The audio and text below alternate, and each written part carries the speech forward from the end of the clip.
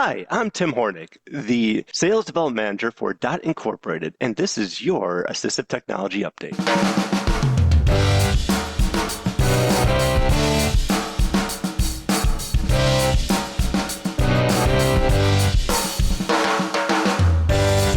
Hello, and welcome to your Assistive Technology Update, a weekly dose of information that keeps you up to date on the latest developments in the field of technology designed to assist individuals with disabilities and special needs.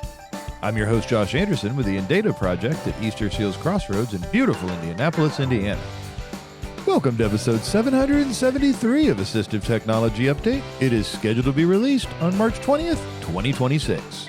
On today's show, we're joined by Tim Hornik, Sales Development Manager for Dot Inc., and he's here to tell us about the DotPad X, some of the other great things coming out of Dot. Don't forget, listeners, if you've ever got a question, a suggestion for a guest, something you want to know more about, or really anything assistive technology based that you'd like to discuss, please do reach out. You can call our listener line at 317-721-7124 or drop us a line via email at tech@eastersealscrossroads.org. Thank you so much for listening, and let's go ahead and get on with the show.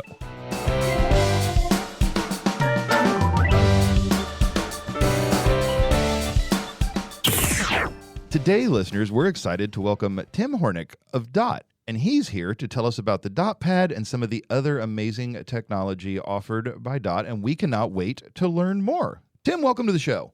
Well, thank you, Josh, for having me on the show today, and I am very much looking forward to being able to talk more about what we are doing here at Dot Incorporated with the DotPad, our Dot AI solutions, and other Dot tools and possibilities to really help individuals explore the possibilities of multi-line Braille with refreshable tactile graphics. Yeah, and I can't wait to get into talking about everything that you all offer, but before we do that, could you tell our listeners a little bit about yourself? Well, Josh, my name is Tim. I live in Lawrence, Kansas. I am our sales development manager here for the U.S. for Dot, and my background is assistive technology going back to last about 10 plus years. Before that, I'm also a social worker, and just being able to go all around this rehab ecosystem that's been fun to be on multiple sides of, from case management to supervisory roles to service line deliveries to just a whole bunch of stuff. And before that, did about 10 years in the Army. That was cause for my blindness.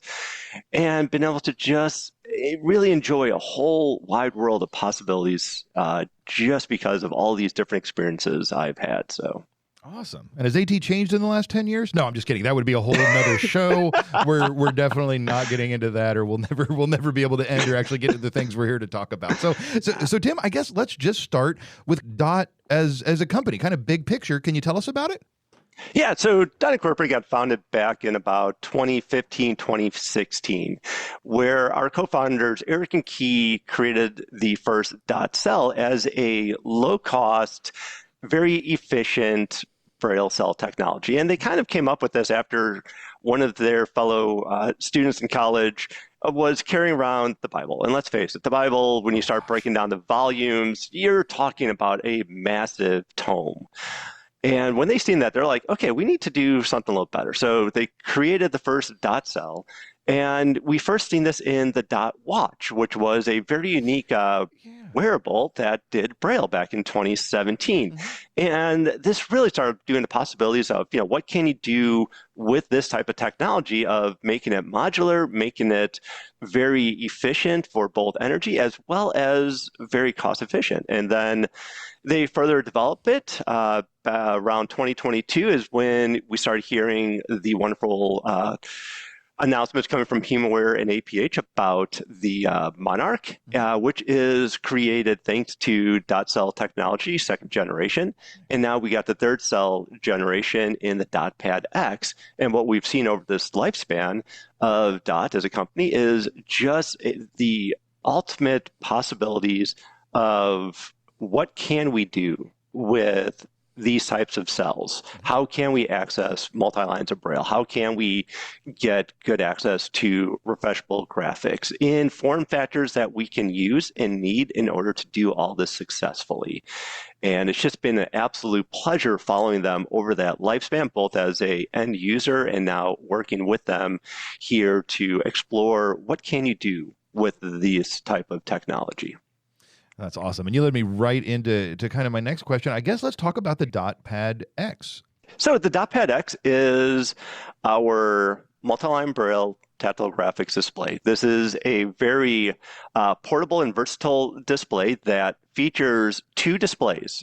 And this is going to catch a lot of people off guard on. It's like, why do you got a Braille display that has two displays? Well, the reason why we do that is because how we use the display. So the main display that we always are interested in is our primary display. And this is a matrix that consists of about 300 cells that is arranged in a 8-line by 20 cell if you're doing multi-line Braille, or a 60 by 40 arrayment for tactile graphics. And this gives us a lot of awesome capabilities of connecting it with our screen readers, whether it's JAWS, NVDA, or VoiceOver, to be able to read text, be able to create graphics with our .canvas app, or we have a lot of developers coming up and using our software development kit to be able to create things from games like Sudoku, Tetris, Connect 4, Battleship, to readers, to just a whole lot of great possibilities that end users and developers are creating on their own.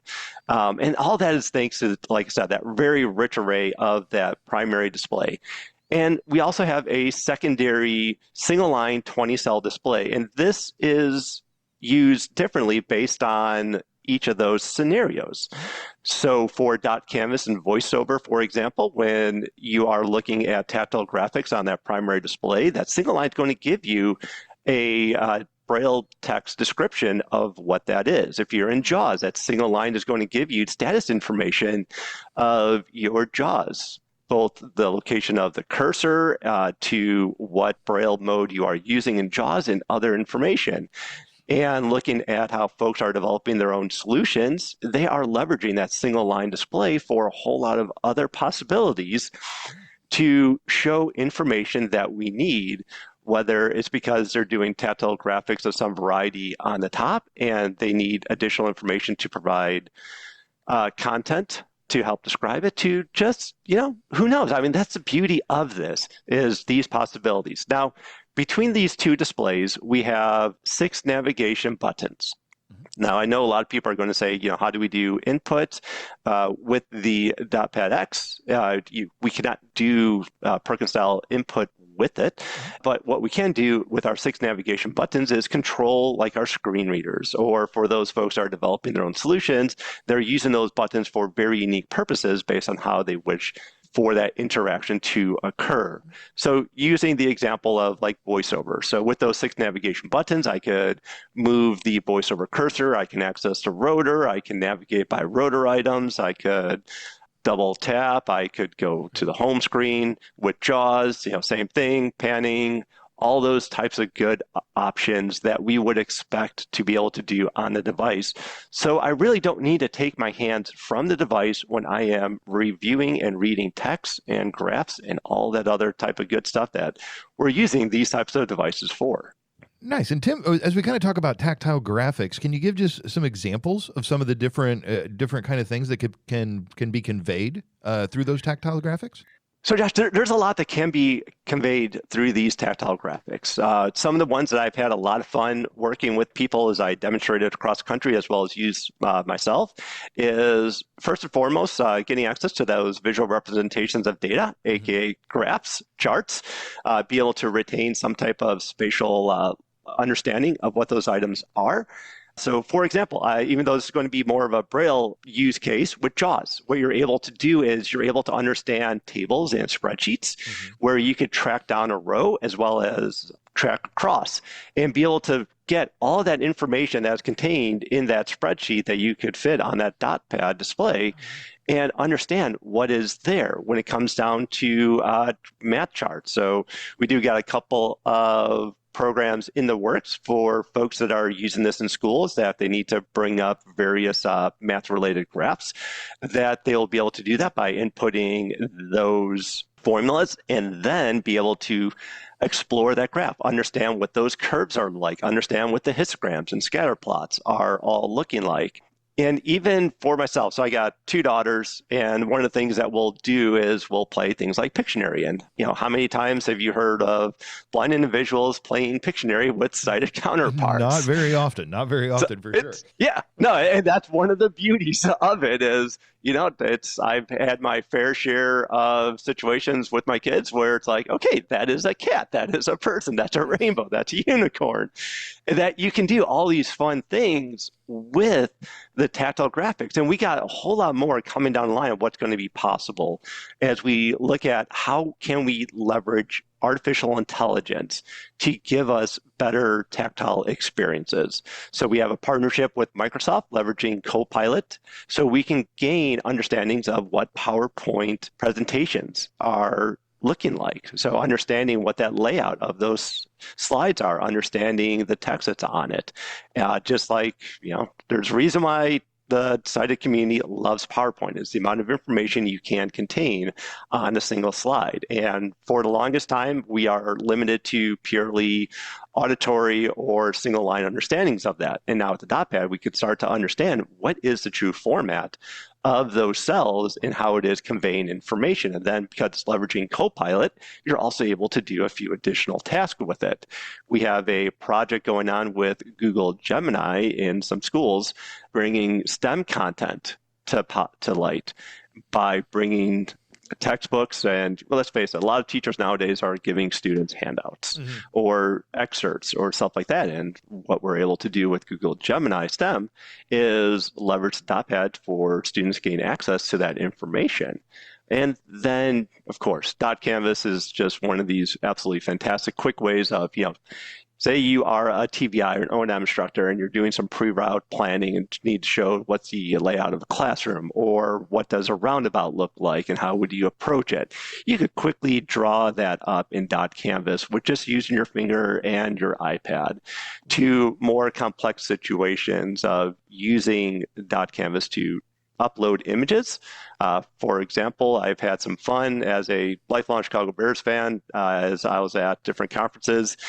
You might have seen me showcase how to upload images, and one of those images usually is the Chicago Bears logo, which is the wishbone C, to illustrate, how can you convey this type of information. And this is all being done by me, real-time, blind person using a screen reader, as well as be able to make my own tactile graphics. So when it comes down to what can you do with tactile graphics, ultimately it's up to you. That the tools are there and there's more tools coming. And it comes down to what do you want to do with tactile graphics? And I will caveat that by saying there are some limitations. So uploading images, say you do got a scenic look or you got your wedding photos or you got photos of your kids. Understand that those photos might be a bit much. When you do upload it because of the amount of information contained in those photos. And the only way that I will say definitively on that is the only way we fully know for certain is to do it. And so this is why I won't say no to certain things. I will say, let's see what comes up and experience it together. Tim, you probably got a ton of these, but can you tell me a story about someone's experience using DotPad X and maybe something that surprised you or sticks with you? Like you said, I have several of these stories, Josh, and I'll give one that I was at the Consumer Electronics Show and had a fellow blind person with me and, showcasing what is possible. And one of the things I was showing, it's math related. So visually speaking, when sighted people learn like addition, subtraction, multiplication, division, we learn in a way that's purely visual on how you have, your top row of numbers, then that plus, minus, multiply, then your bottom row, then you got your equals, and just how all that lines up and how you go up and down those columns as you're doing it, or even in division where you got the little number, then you got the house that contains the number you're dividing by, and be able to do that. And being able to show them those concepts of, this is why so often, we as blind people may have some sticking points with understanding these math concepts because the way that they are taught are so visual. that being able to show them exactly what that visual information is. And then it's like, oh, that now makes total sense on why it is they described it in a certain way. And that was just really neat because me, myself, so I used to be sighted before I went totally blind. And that was one, like I said, I was able to tap into my visual memory and understand exactly what was going on. And they came up through a school for the blind as well as public education, and was just told, no, you just have to memorize it. Don't worry about understanding what it is that we're trying to explain. And that really helped them then, 20, 30 years later, granted, but it's be able to understand that. Another good example is, I had a university send me one of their quizzes in their statistics class. And they're like, can you do this? Can you take some of these graphs and make it into tactile expressions so our students would be able to understand it? Because what they were asking their students to do before is just, leverage AI to get the answer type deal. Yeah. Ask someone else. And it's like, no, that's not the answer. That should never be the answer, in my opinion, is, just ask AI for the answer. Because let's face it, it is AI. It does get things right. It does get things wrong. Yeah, but it doesn't explain the process. And why were they doing that? Because they didn't have the resources and the time to be able to create tactile representations of that using like either swirl paper or embossing it themselves. And so, able to go and say, well, here we go. Okay, me, total blind dude, just uploading it and saying, okay, here's the graph. Is this correct for the answers? And just be able to do that in real time. In fact, I did this as part of a presentation in real time, just showing, what can you do? Is this possible? Explaining how it is appearing in real time, and just knowing that, we can be able to get to that. And then another one that I'll end on is had a individual super excited of gaining access to multi-line Braille. So I had it connected with VoiceOver. I had a Kindle book open, and the speed which they're able to start reading. That nothing wrong with single line displays. I have my own slew of single line displays that I use, but you're still doing single line at a time, and so you do got some fragmentation as you're hitting that pan. And they were super excited. They called home, talked to their wife, and started immediately reading in real time a book that they have never read. I had the Odyssey opened in Kindle, and there they are reading in real time. Real smoothly, and being able to go through a couple of pages in minutes without having to do those pauses like we generally do when we're panning single lines, panning after a paragraph or two, and just keep reading. While we don't have any research yet showing this, and that is something I know is going to change, is that we are going to see with these types of multi-line displays, the ability for individuals to have decrease stress on cognitive load, where they're trying to remember parcels of information in order to make sense of it. That's going to go away with these multi-line displays. It's the reason why it goes away when you're using traditional hard copy Braille, is because you have all that information there. And so just seeing that in real time as people are reading, exploring graphs, and just doing all these other things, it's just so moving to just be like, this is why this technology is here. This is why we have said for a number of years, the holy grail of Braille is multi-line. And now that it's here, we're able to get to this using the devices we're already using. So it's not as if we need to learn anything different. It's using what we're using to get to the information that we need. Nice. That's awesome. Tim, well, we got a little bit of time left. What are you looking forward to? What I am truly looking forward to, Josh, is going to be how we continue to advance access to information leveraging artificial intelligence. I mentioned our little partnership with Microsoft with Copilot and Google Gemini. We have our own little app that we are creating for helping folks learn pre-Braille and early Braille and Braille literacy skills using natural language speaking. So it's an AI-powered thing that you can talk to and help guide you through lessons. And I really see this as one of those next stages in evolution of how do we access information and be able to maybe use AI prompts to saying, look, I need a tactile representation of, say, like the Sears Tower or the NFL logo or just other types of things that we normally don't have access to. In addition to the stuff that students and teachers need in real time, this stuff that we otherwise would have to spend a week or two requesting, developing, and getting access to. And I really see artificial intelligence as being that equalizer for us. And this is why we are working as a company with Microsoft and Google to get it to the point where we might be able to say, I need a tactile representation of this, and then we have it. Like you said, you're in biology, you're learning the cell, or you're learning what neurons are. Yes, you can draw those out with Canvas, or just imagine if the teacher or the student just goes and does a prompt of tactile image of this and be able to tweak it based on what it is that they're doing. And this way, now you're just not using already created deck of tactile graphics. You're able to create your own specific to your individual need, use case, or example.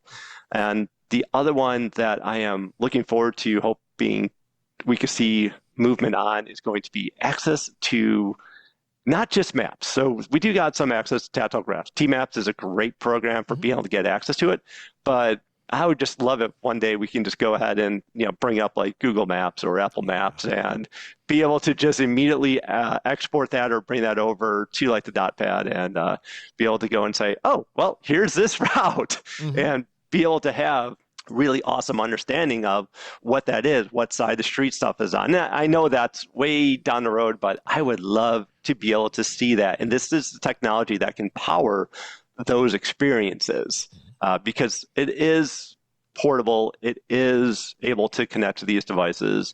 And now it's just a matter of, what would it take to get us there? So those are the two I would love to see, AI as well as navigation assistance.